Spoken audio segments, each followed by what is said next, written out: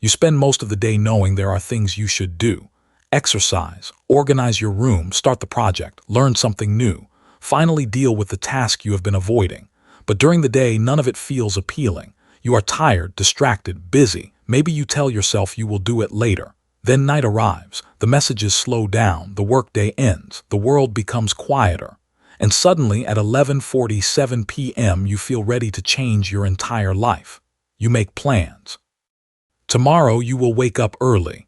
You will exercise, eat better, become more organized, stop wasting time, finish the project, and finally become the person you have been meaning to become. For a few minutes, everything feels possible. Then morning arrives.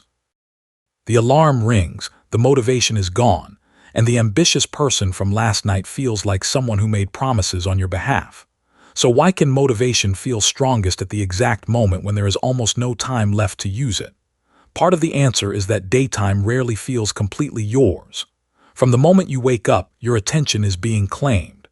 There are alarms, schedules, work, traffic, messages, errands, conversations, and small problems that need immediate answers.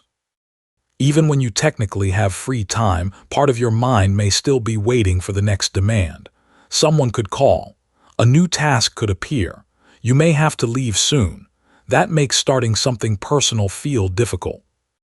Not necessarily because the task is too hard, but because your time does not feel protected.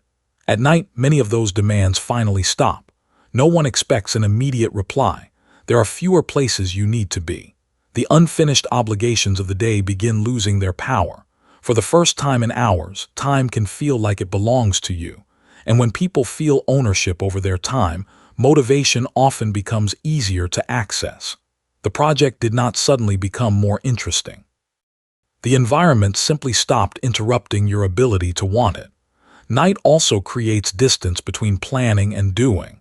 At midnight, saying that you will exercise tomorrow feels easy because tomorrow's effort is not happening yet.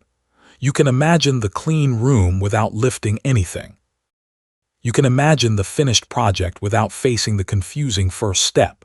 You can imagine waking up early without experiencing the moment when the alarm actually rings. The future version of you seems energetic, disciplined, and available. Unlike the current version, that person is not tired, distracted, or uncomfortable, so you assign them everything. The problem is that tomorrow's version of you will eventually become today's version of you. And they will inherit the plan together with the same limited energy, responsibilities, and resistance you were trying to escape. This is why nighttime motivation can feel completely sincere and still disappear by morning. You are not lying to yourself. You are making decisions from a different emotional situation. At night, the pressure to act immediately is lower. You can enjoy the feeling of possibility without yet paying the cost of action. Planning itself can also feel rewarding. Writing a schedule, choosing a workout, organizing a list, or imagining a new routine creates a temporary sense of progress. For a moment, the future feels cleaner than the present. The plan becomes a small world where everything is organized and you always follow through.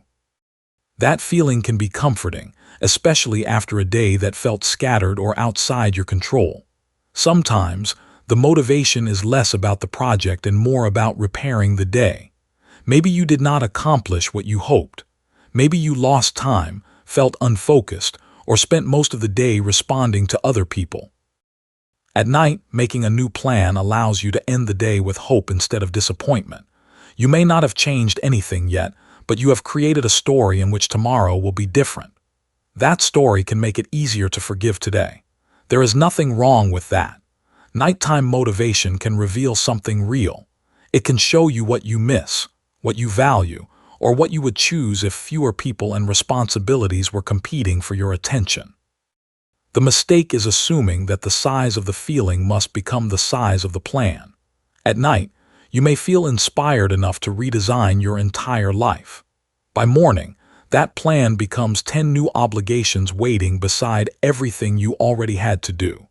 A better use of nighttime motivation is to reduce it. Instead of writing a complete new routine, choose one action that makes tomorrow slightly easier. Put the book on the table, prepare your clothes, Open the document and write the title. Set out what you need for breakfast. Write down the first phone call you need to make. The goal is not to trust that tomorrow's version of you will suddenly have unlimited discipline. It is to remove one small obstacle before they arrive. Your nighttime self may be good at seeing possibilities. Your daytime self has to live inside them. They should not be enemies. One can create direction. The other can test what is realistic. So when motivation arrives late at night, you do not have to ignore it. But you also do not have to obey every promise it makes. Listen to what it is telling you.